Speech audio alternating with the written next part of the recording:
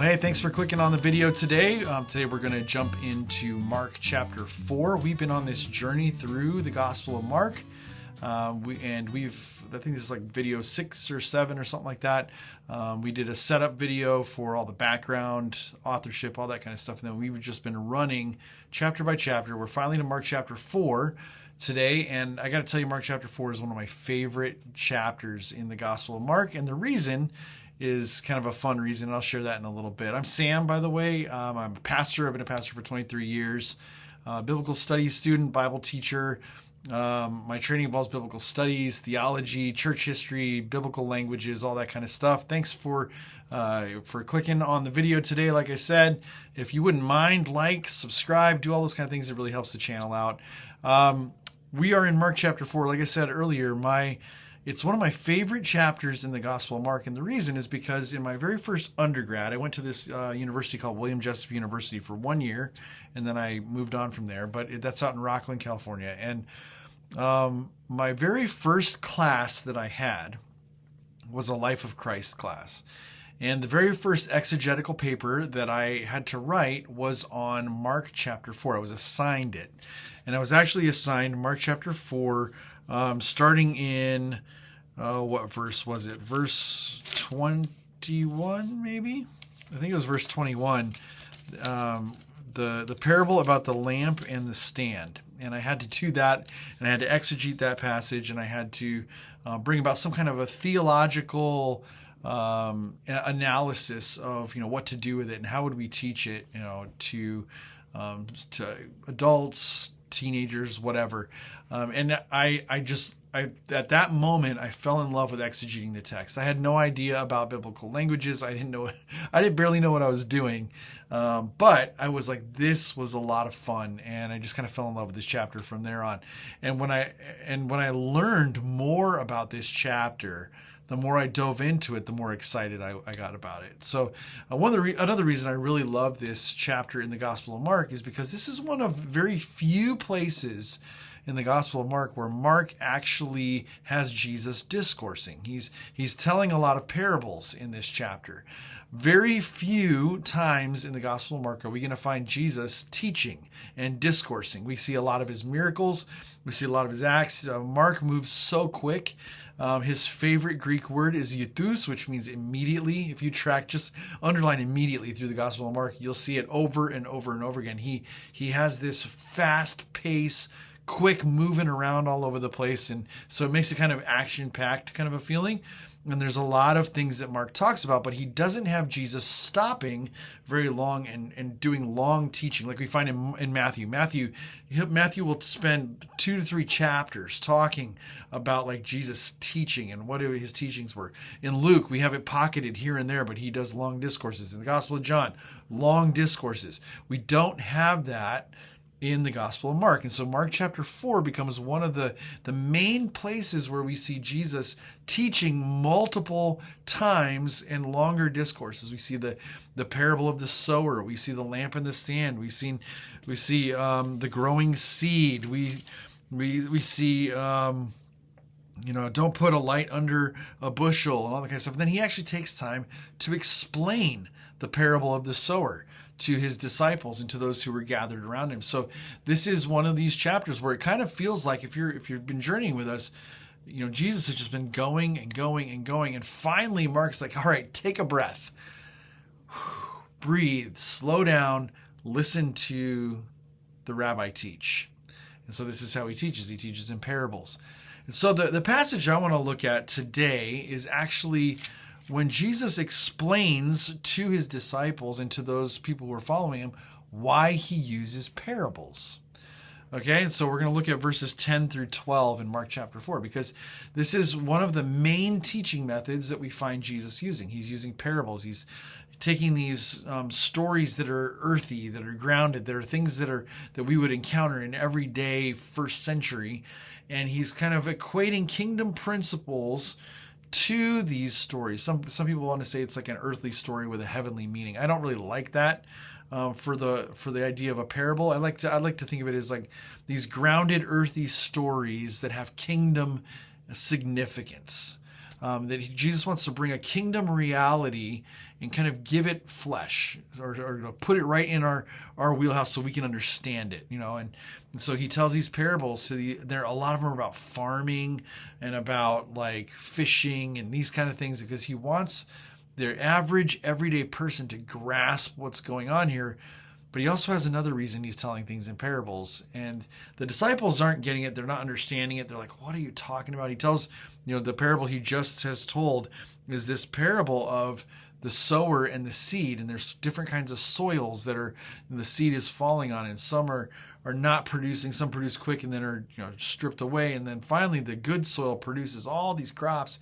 And the disciples are like, we have no idea what's going on here. So we're going to pick it up in verse 10, and we're going to see why Jesus chooses parables to teach and why that's so important and what he wants to reveal through that. So I'm going to read the Greek here because I think it's fun to kind of see how the Greek kind of flows. And we're going to have Jesus quoting what looks to be the Septuagint here, a passage out of the Septuagint, but he's going to quote. But I like to read it in the Greek because the participle into the verb is real fun. It's like I think a subjunctive verb right after the participle, and it's this same. It's like this doublets kind of a thing. So you'll see it. We kind of see it in English, but you really see it in Greek. Okay, so here's what the Greek says. Katamarkan. It's chapter 4, verses 10 through 12. It says this: Kai hate geneta kata manas eroton auton hoi peri auton sun tois todeka tas parabolas kai elegen autois humin tu ta mysterion derotai tes basileas tu teu ekenois de tois exo en paraboles tapanta genetai hina blepantes bleposin, kai me idosin, kai akuantes akuosin, kai me suniosin, me pate epistrepsosin, kai aphethe autois. And so here's my translation of this. So kai hate geneta kata manas, and it happened according to when he was alone, talking about Jesus. Eroton, autan, hoi peri, autan, sun tois dodeka, tas parabolas. He says, and those around him with the 12 began asking him the parables. Kai elegen autois, and he said, or he was saying to them, he was saying because elegen is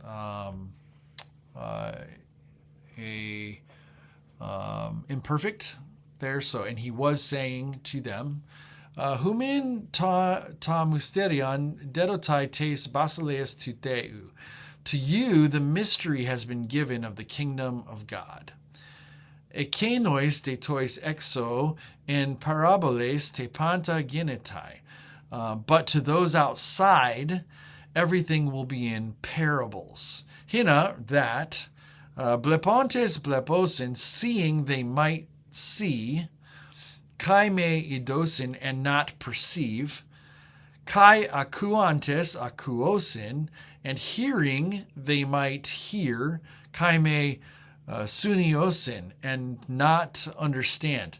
Mepote, lest they epistrepsosin, lest they might turn, kai and phethe autois, and they might be forgiven. Okay, so there's that quote there. Seeing they might see and not perceive, and hearing they might hear and not understand, lest they might turn and they might be forgiven. So Jesus is all by himself, or with his disciples hanging out, and there are some that have come, along with Jesus and along with the 12 that are with him, and they begin asking him about the parables. They're like, "What's going on with the parables? Why are you teaching these weird stories?" And so Jesus tells them plainly, goes, "So here's the reason why I'm telling these stories, because to those of you who are close to me, those who are following me, the mystery of the kingdom of God has been given to you. You get to understand what all these parables are about." He says, but to those who are outside of our group, those outside who are not a part of us, aren't following with us, everything's going to be given with parables, so that seeing, they might see but not perceive. Meaning, they're going to be able to see what the story's about. They're going to understand the story, but they're not going to understand the depth of the story and what the kingdom's significance is underneath the story. There's the story, and then there's what's behind the story that Jesus is trying to get. He's saying, look, you've been given the mystery of what's behind the story, but they don't. All they can see, in seeing the story, they're seeing but not perceiving what's going on. And he says, and they're also going to be able to hear, and in hearing, they might hear the story, but they won't be able to understand the deeper thing behind the story. He says, lest they might turn and they might be forgiven. And so he says it's very on purpose. It's very on purpose that those who have the ears to hear, let them hear. Those who have eyes to see, let them see. But those who don't, because they're so stuck in their own thing, he says, if they could see it, if they could hear it, they would turn. But they can't see and they can't hear it because they have not yet come to the place where they really want to follow. And so that's kind of what Jesus says. This is the reason for teaching in parables, is because I want people who really want to know and want to understand and want to follow to go along. And to those, I'm giving the mysteries of the kingdom of God. This is why Jesus teaches in parables. That's what Mark says anyway, why Jesus teaches in parables. And so one of my favorite chapters of Mark is Mark chapter 4. All these parables, all these amazing imagery and pictures of what the kingdom of God is all about. And it's about growing. It's about our understanding. The more understanding we have, the more we're given, all that kind of stuff. It's a really, really cool imagery and really cool things that are going on here in this chapter. Well, thanks for hanging out with me today. Like, subscribe, like I said earlier, and I'll see you in the next video.